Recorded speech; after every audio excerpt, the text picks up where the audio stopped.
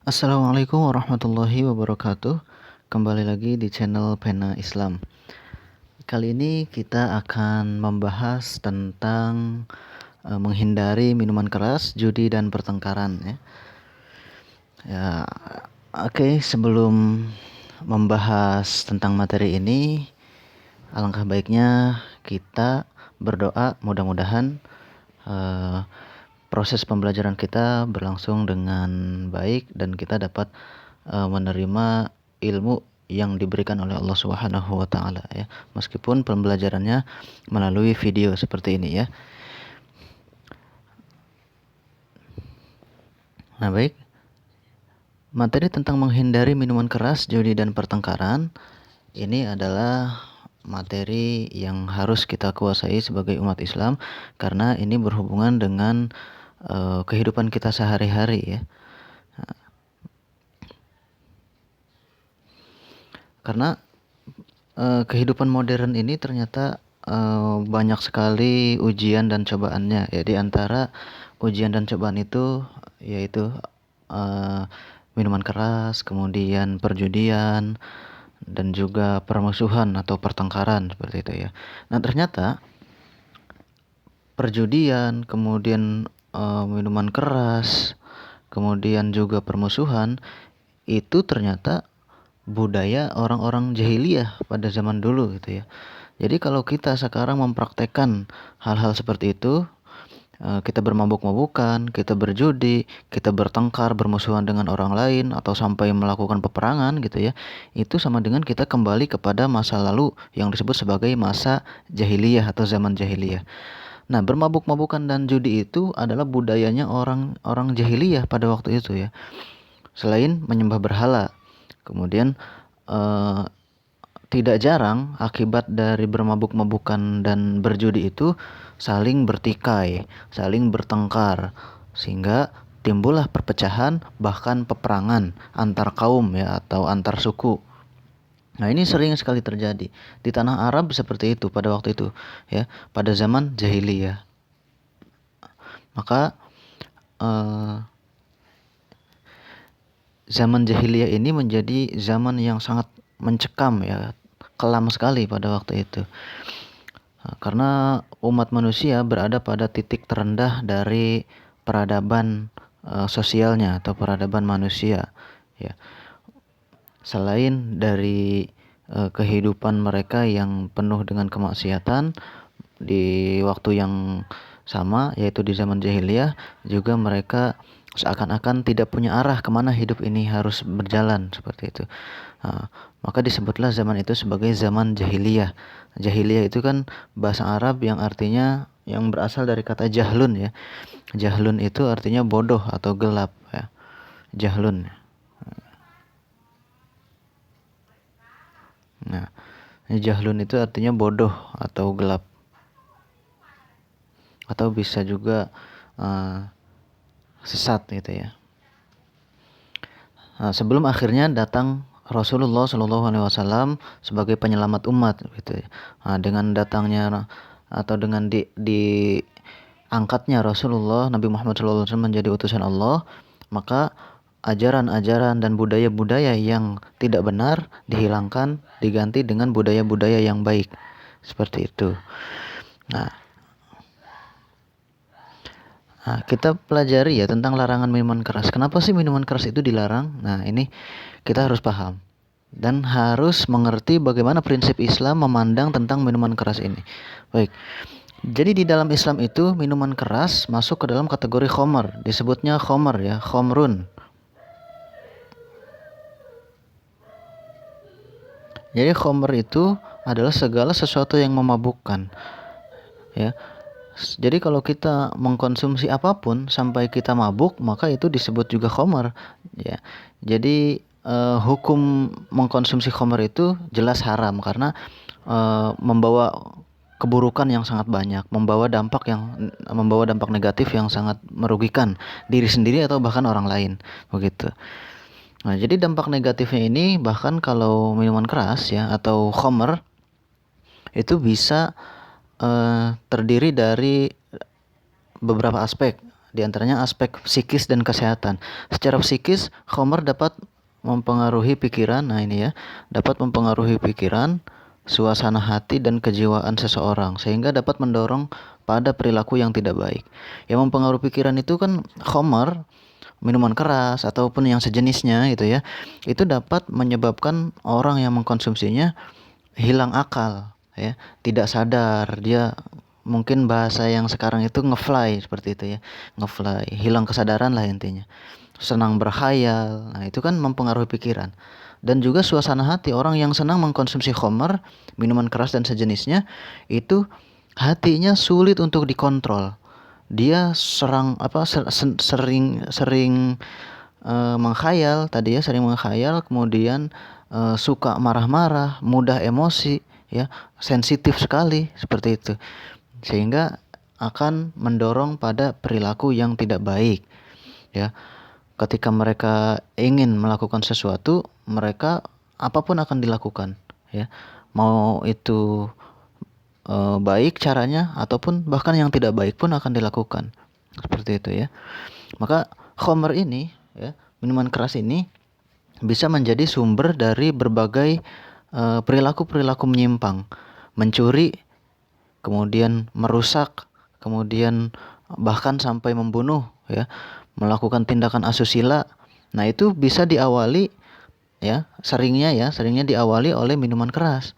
Karena tadi dia orang yang meminum minuman keras itu akalnya tidak sehat ya, pikirannya tidak sehat sehingga dia tidak bisa berpikir jernih, tidak bisa memikirkan dampak yang akan dia dapatkan setelah melakukan suatu tindakan. Seperti itu secara psikis. Dan secara kesehatan, khamr dapat menimbulkan berbagai macam penyakit ya, dapat menimbulkan berbagai gangguan fungsi organ tubuh. Nah, ini apa saja? Seperti jantung, hati, paru-paru, dan organ-organ lainnya. Nah, ini jelas akan merusak kesehatan ya.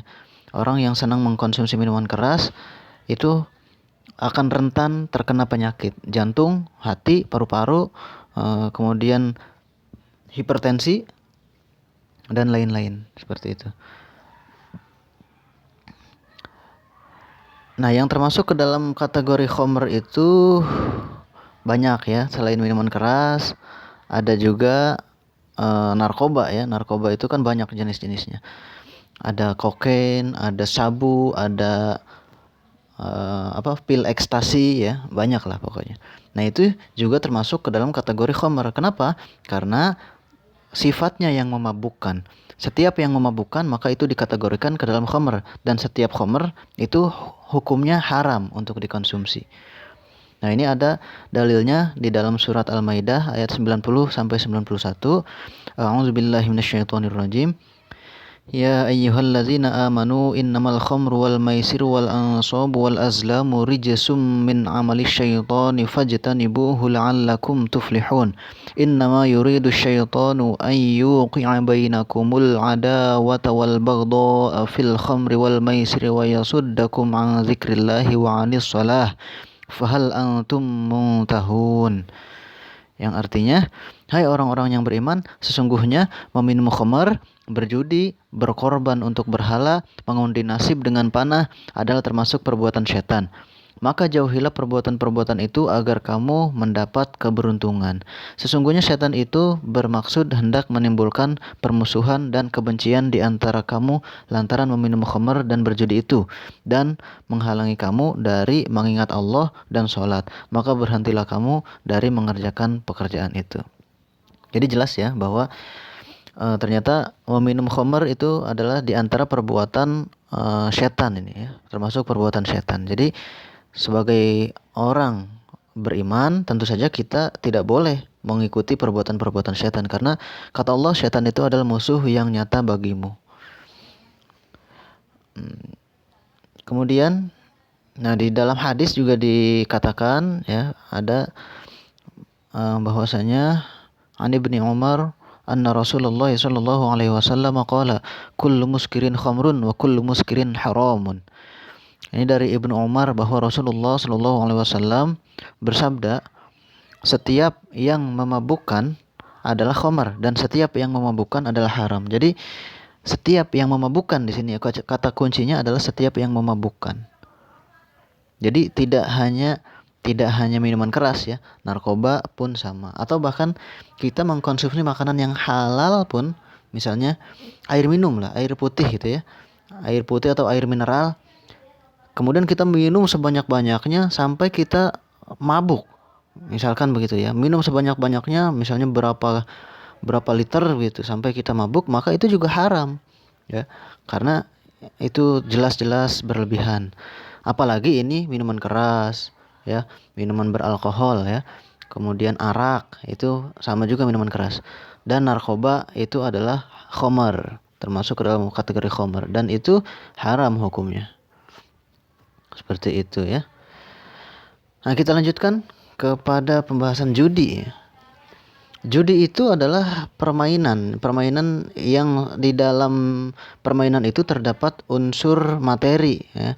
Bisa uang, bisa benda, pokoknya materi ya yang digunakan dalam proses permainan itu untuk bertaruh. Sehingga proses perjudian ini atau permainan itu bisa menguntungkan satu pihak dan merugikan pihak lain ya. Sehingga ini jelas-jelas tidak boleh di dalam Islam. Karena di dalam hukum muamalah atau hukum pergaulan, eh, hukum pergaulan lah ya. Hukum pergaulan atau hukum muamalah itu tidak boleh ada salah satu pihak yang rugi gitu ya. Harus saling menguntungkan. Nah, judi ini termasuk di dalamnya bertaruh ya, itu tidak boleh karena merugikan salah satu pihak. Dan di sini hanya bisa menguntungkan satu pihak saja atau pihak tertentu saja. Tapi meskipun dikatakan menguntungkan satu pihak atau menguntungkan pihak tertentu, sesungguhnya pihak yang untung itu hanya sesaat untungnya. Suatu saat nanti kalau dia terus berjudi, maka dia akan mengalami yang namanya kerugian. Pasti itu ya, suatu saat nanti. Jadi keuntungannya hanya keuntungan semu sifatnya ya. Nah, jadi pasti semuanya akan rugi dalam proses perjudian itu. Tidak boleh ya. Nah, kemudian di dalam ajaran Islam, perjudian atau istilah lainnya judi itu disebut juga maisir ya.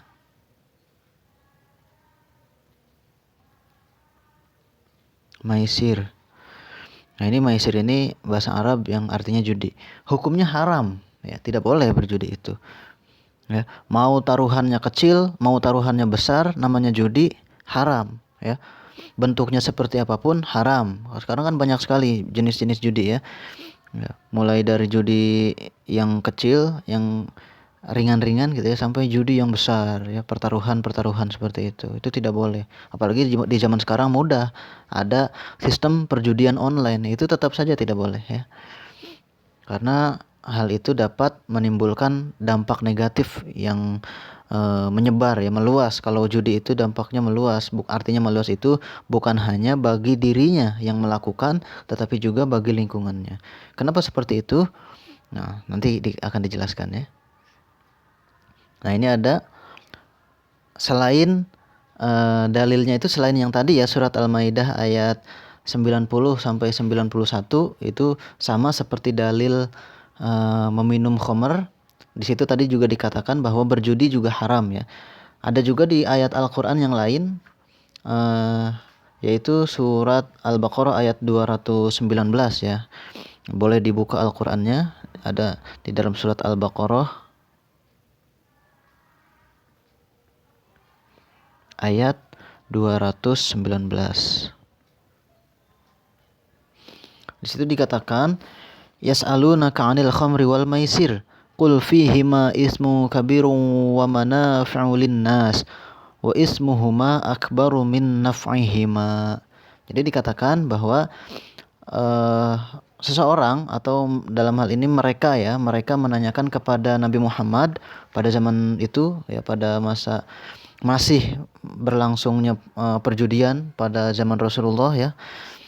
Karena meskipun sudah datang wahyu kepada Nabi Muhammad, masih banyak juga orang yang tidak beriman gitu ya. Makanya ada yang bertanya kepada Rasulullah tentang khamr dan judi ya. Ini masih juga berhubungan dengan khamr ya. Mereka menanyakan kepadamu wahai Muhammad tentang khamr dan judi. Maka katakanlah, kata Allah, katakanlah pada keduanya terdapat dosa besar dan beberapa manfaat bagi manusia. Tetapi dosanya lebih besar daripada manfaatnya. Nah, di sini dikatakan bahwa khamr dan judi itu ada manfaat dan ada ada madorot atau dosa ya, atau kerugian ya. Tetapi kata Allah, dosanya lebih besar daripada manfaatnya, atau kerugiannya lebih besar daripada manfaatnya. Maka hindarilah itu. Hindarilah khamr dan perjudian, seperti itu. Sehingga di dalam kaidah usuliyah itu ada. Kalau kita belajar fikih itu kan ada namanya kaidah usuliyah ya, yang mengatakan bahwa daf'ul mafasid muqaddamun ala jalbil masalih. Ya, ini boleh ditulis, penting juga ya. Kita tulis saja.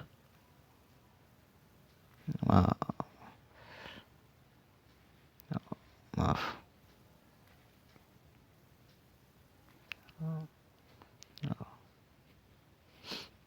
Kita hapus dulu. Oops.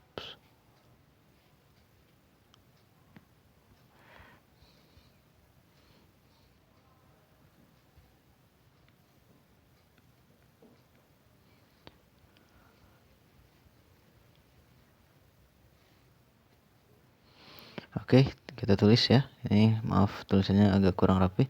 Kita ulang lagi.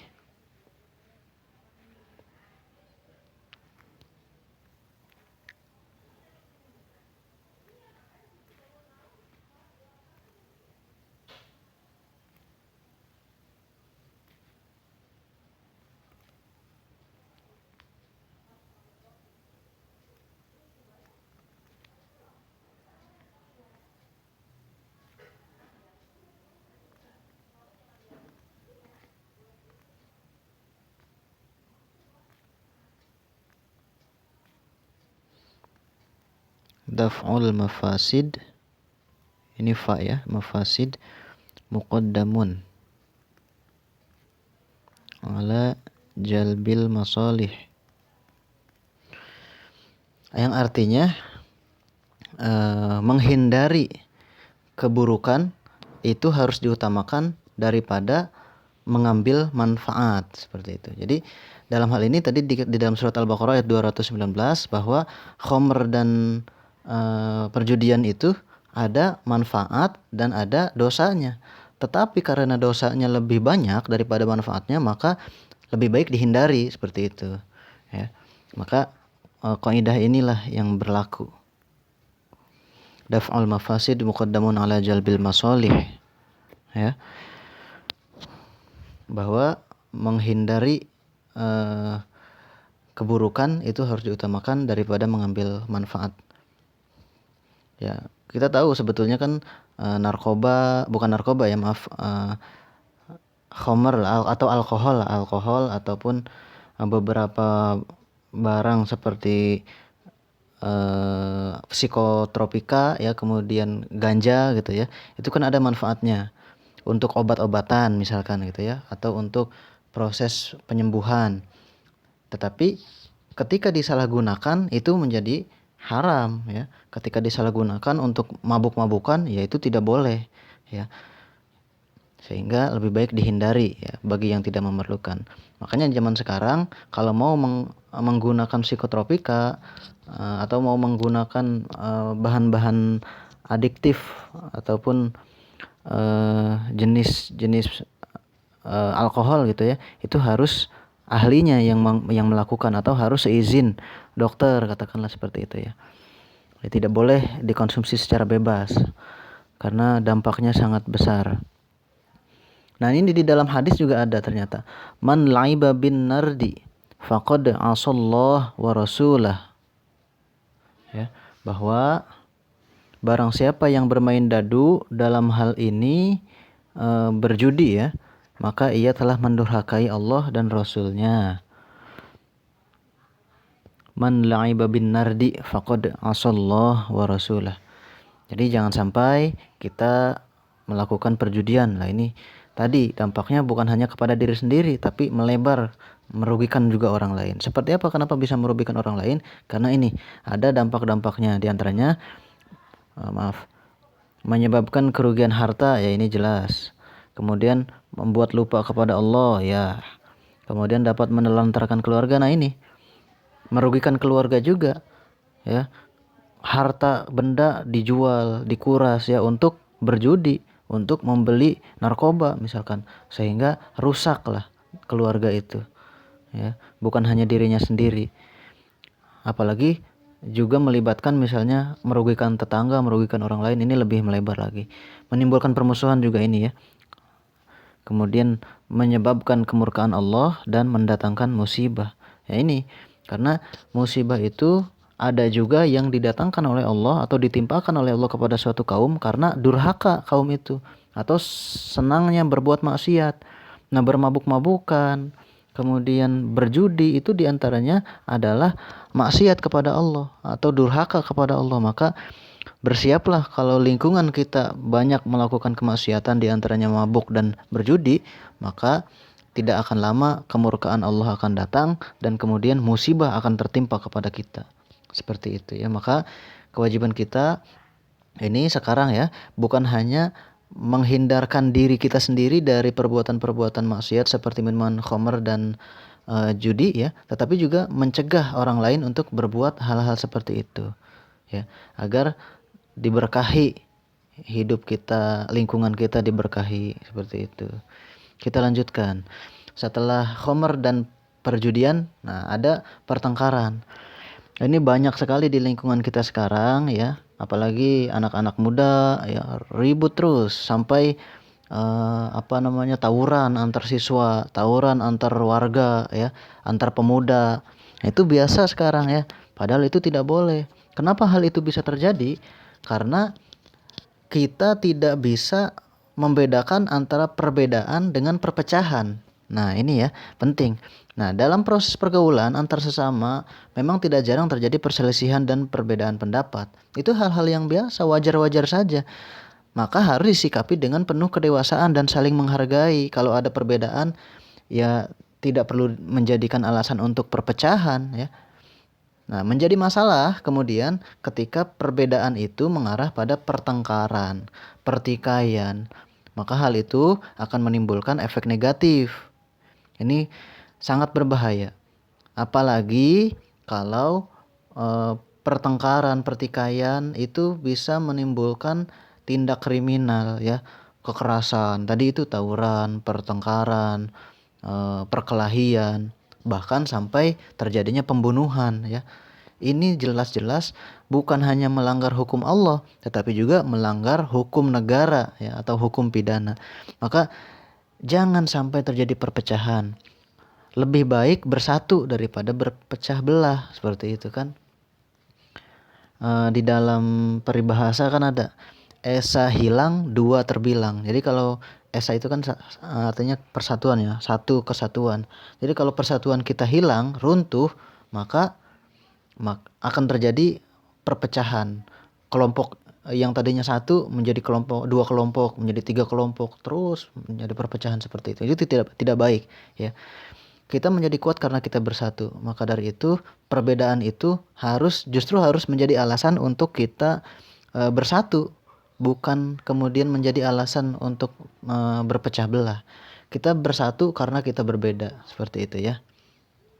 Indonesia saja menjadi negara bangsa yang begitu kuat, begitu besar karena mempunyai agama yang bermacam-macam di dalamnya, suku bangsa yang begitu banyak, pulau-pulau yang begitu luas ya, begitu beragam, budayanya berbeda-beda, bahasanya juga sama berbeda-beda.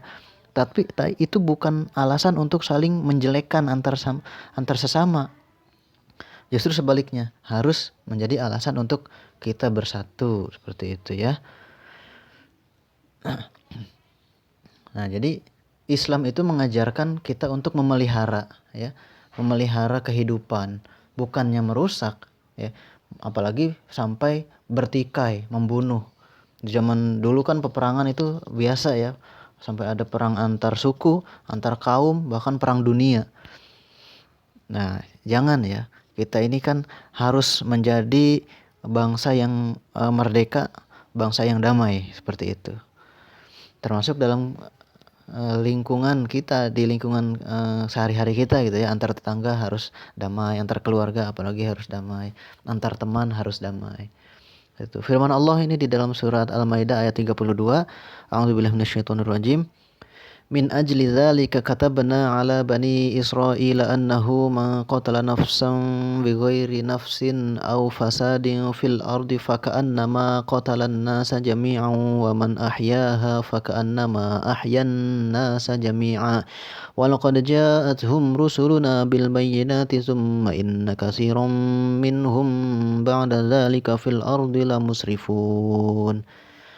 Nah, di dalam surat Al-Maidah ayat 32 ini dikatakan ternyata ya bahwa bukan hanya syariat Islam yang dibawa oleh Nabi Muhammad SAW yang memerintahkan kita untuk saling bersatu atau saling berdamai, tetapi juga sejak zamannya Bani Israel ya. Nih, dikatakan di dalam Al-Quran tadi surat Al-Maidah, oleh karena itu kami tetapkan suatu hukum bagi Bani Israel. Bani Israel itu kan kaumnya Nabi Musa ya. Kaumnya Nabi Musa, kaumnya Nabi Daud itu kan Bani Israel. Jadi kaumnya Nabi Musa ini kan atau Bani Israel ini jauh sekali sebelum zamannya umat Nabi Muhammad ada gitu ya. Kalau zamannya Nabi Musa itu kan sekitar abad ke-12 sebelum Masehi. Nah, sementara umatnya Nabi Muhammad ada di abad ke-7 Masehi. Seperti itu. Jadi jauh. Nah, di dalam surat Al-Maidah ayat 32 ini dikatakan bahwa sejak zamannya Nabi Musa atau sejak kaum Bani Israel itu sudah ditetapkan suatu hukum bahwa barang siapa yang membunuh seorang manusia bukan karena orang itu membunuh orang lain, artinya sebagai hukuman ya. Jadi kan kalau seseorang membunuh orang lain dengan sengaja atau dengan ketentuan-ketentuan tertentu lah, itu bisa dihukumi atau bisa dihukum mati ya orang yang membunuh itu. Nah, ini dikatakan seperti itu. Kalau seseorang membunuh manusia bukan karena orang itu membunuh orang lain atau bukan karena membuat kerusakan di muka bumi, maka seakan-akan dia telah membunuh manusia seluruhnya. Dan barang siapa yang memelihara kehidupan seorang manusia ya, maka seolah-olah dia telah memelihara kehidupan manusia semuanya. Jadi ini berkebalikan ya. Kalau dia membunuh seorang manusia itu sama dengan dia membunuh keseluruhannya ya. Dan begitupun ketika seseorang memelihara kehidupan orang lain, seorang ya, maka dia sama dengan memelihara kehidupan manusia seluruhnya, semuanya. Jadi ini luar biasa sekali. Dan ini berlaku sampai risalahnya atau sampai masanya Nabi Muhammad gitu ya, bukan hanya bagi Bani Israel. Jadi sampai sekarang pun berarti ini masih berlaku. Maka dari itu wajib bagi kita untuk saling menjaga, saling memelihara satu sama lain supaya tidak terjadinya perpecahan dan permusuhan. Ya, seperti itu. Kemudian ada juga di dalam hadis Nabi Muhammad SAW yang bersabda, la taba'adu wala tahasadu wala tadabaru wala taqata'u wa kunu ibadallahi ikhwana wala yahillu li muslimin an yahjuru akhahu fawqa salasin. Ya, jadi dikatakan bahwa kita ini umat manusia, ini ada kesalahan penulisan ya, harusnya taba'adu, ini ba-nya harusnya panjang. La taba'adu.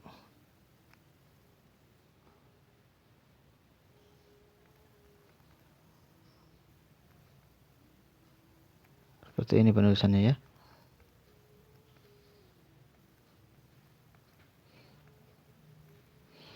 La taba'adu wa la tahasadu.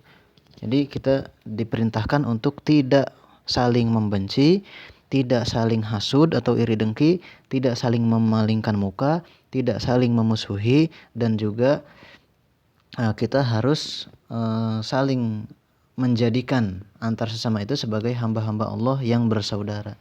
Jadi kita ini bersaudara meskipun berbeda suku ya, berbeda benua misalkan begitu ya, kita saudara, sesama manusia, sesama muslim, saudara. Dan tidaklah halal bagi seorang muslim untuk mengabaikan dan tidak mau bertegur sapa dengan saudaranya yang muslim melebihi 3 hari. Nah, di sini ada ketentuannya. Jangan sampai kita ketika kesal atau ketika bermasalah dengan orang lain itu tidak bertegur sapa dan saling mendiamkan sampai 3 hari ya. Ini tidak boleh. Harus segera saling memaafkan itu. Jangan sampai melebihi 3 hari atau bahkan jangan sampai melebihi 3 menit lah, katakan begitu. Jangan sampai melebihi 3 menit, sudah maafkan, saling berdamai seperti itu. Ya. Jadi ini penting karena bagi kita yang bermusuhan lama itu tidak akan diampuni dosa-dosanya ketika masih ada di dalam hatinya rasa benci kepada orang lain, rasa rasa dendam ya, rasa dendam kepada orang lain. Baru akan diampuni ketika sudah dimaafkan ya, atau ketika sudah berdamai, seperti itu. Itu ada juga keterangan hadisnya ya. Kemudian bagaimana sih caranya kita menghindari minuman keras, kemudian judi dan pertengkaran? Di sini ada tips-tipsnya ya. Ada beberapa tipsnya supaya kita tidak mengkonsumsi minuman keras, kemudian tidak berjudi dan tidak bertengkar. Apa saja? Yang pertama, harus memiliki tekad kuat untuk selalu bersikap dan berpikir positif. Ini tentu saja yang paling penting. Kita harus punya sikap dan pikiran yang positif. Kita ketika mendapatkan sesuatu hal yang tidak mengenakan misalnya, kita harus berpikir positif. Mungkin saja misalnya kita tersinggung karena ucapan orang lain atau ucapan teman kita harus berpikir positif. Mungkin dia tidak bermaksud seperti itu, tidak sengaja ya. Berpikir positif, karena pikiran positif itulah akhirnya kita bersikap positif juga, seperti itu. Kemudian yang selanjutnya, bergaul dengan teman-teman yang berakhlak mulia. Ini kuncinya adalah akhlak mulia. Ketika kita masih belum konsisten misalkan menerapkan akhlak mulia dalam kehidupan sehari-hari, maka kita harus membiasakannya dengan cara bergaul dengan teman-teman yang berakhlak mulia. Orang yang bergaul dengan anak-anak atau teman-teman yang berakhlak mulia itu akan terbawa seperti itu ya, terbawa menjadi anak baik. Ketika teman-temannya sholat misalkan, maka dia akan tergugah untuk melaksanakan sholat ya, kemudian ikut melaksanakan sholat, paling tidak menghargai lah orang sholat, seperti itu. Ada istilah kan, kalau kita bergaul, kita kan hidup ini tergantung dengan siapa yang bergaul begitu ya. Kalau kita bergaul dengan tukang minyak wangi, maka kita akan terkena atau mencium bau wangi itu ya, bau minyak wangi itu ya. Kita akan menempel juga bau dari minyak wangi itu di pakaian dan tubuh kita, seperti itu. Tapi kalau kita bergaul dengan misalnya tukang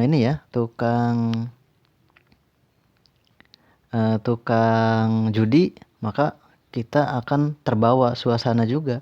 Meskipun misalnya tidak ikut berjudi, setidaknya kita dicap sebagai orang yang punya pergaulan dengan orang-orang yang senang berjudi itu. Kecuali kalau kita bermaksud untuk mengingatkan mereka, itu tidak apa-apa. Kalau kita tidak terbawa dengan lingkungan pergaulan orang-orang yang tidak baik, itu silahkan saja kalau bisa seperti itu ya. Tapi kan kalau kita tidak mampu untuk itu, lebih baik menghindar, seperti itu. Kemudian senantiasa mendekatkan diri kepada Allah, ini tadi dengan cara berzikir ya, dengan cara sholat, dengan cara bersedekah ya, banyak cara lah. Kemudian hindari tempat-tempat maksiat. Ini ya, tempat maksiat ini kan biasanya ada misalnya di tempat perjudian itu biasanya ada juga minuman keras, jadi lebih baik kita hindari ya. Kemudian lebih giat lagi belajar dan menambah ilmu pengetahuan, supaya kita tahu bahwa minuman keras itu tidak baik, judi itu tidak baik, bertengkar itu tidak baik. Kalau tidak ada ilmunya ya kita tidak tahu. Jadi penting ini ilmu pengetahuan ya, sebagai bekal hidup. Kemudian meluangkan waktu untuk kegiatan-kegiatan positif ini juga, bahwa minuman keras, judi dan pertengkaran itu kan hal-hal yang negatif ya. Maka kita harus ganti kegiatan-kegiatan yang negatif itu dengan kegiatan positif. Apa? Belajar ya, berdiskusi, beribadah ya, sholat, membaca Al-Quran, membaca buku. Itu bagus kan, kegiatan-kegiatan positif. Atau membuat karya ya, kerajinan atau membuat karya seni, itu kan bagus, positif. Jadi lebih terarah hidupnya. Jangan sampai waktu kita habis dengan kegiatan-kegiatan yang tidak bermanfaat dan mengarah kepada hal-hal yang negatif. Kemudian yang terakhir, berdoa kepada Allah agar senantiasa berada dalam lindungannya. Ini penting sekali. Doa itu kan senjata ya. Senjata bagi orang mukmin itu adalah doa. Kalau kita tidak mau berdoa, sombong berarti. Orang yang beriman pasti butuh doa kepada Allah, meminta kepada Allah agar dimudahkan hidupnya, dihindarkan dari hal-hal yang tidak baik seperti itu ya. Baik, itu saja barangkali penjelasan tentang menghindari minuman keras, berjudi dan pertengkaran. Mudah-mudahan bermanfaat. Apabila ada pertanyaan silakan disampaikan di kolom komentar. Mohon maaf atas segala kekurangannya. Terima kasih. Wallahul muwaffiq ila aqwamit thoriq. Wassalamualaikum warahmatullahi wabarakatuh.